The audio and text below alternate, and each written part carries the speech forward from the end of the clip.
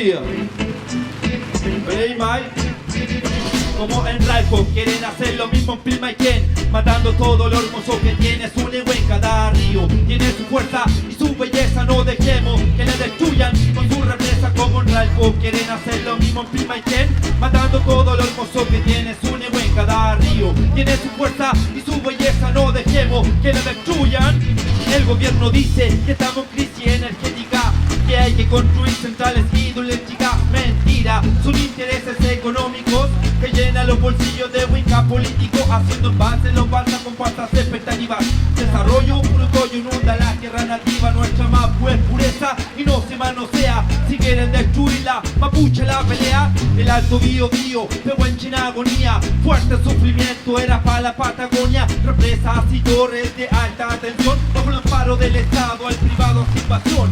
Peñunamos y no nos permitamos que sigan destruyendo el lugar donde habitamos.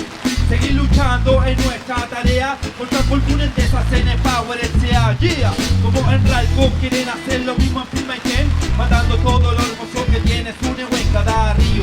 Tiene su fuerza y su belleza, no dejemos que la destruyan con su represa. Como en Ralco quieren hacer lo mismo en Pilmaiquén, matando todo lo hermoso que tiene su lengua en cada río. Tiene su fuerza y su belleza, no dejemos que la destruyan. Ahora, Pilmaiquén sin represa, Veleita aquí. El Tume sin represa, Veleita ti, Garilafquén sin represa, Veleita ti, Pura Regua sin represa, Veleita ti, Tuful sin represa, Veleita ti, Río Maipo sin represa. Veleita ti, Nuestros ríos no se venden, Veleita aquí. Se luchan y se defienden, Veleita aquí.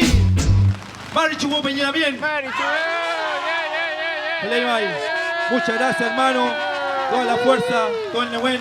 A las ñañas también que vienen de Taldejo, así que Cantu Pehuaín, Pupeñi Bulamien, Chantumay, Peucayal.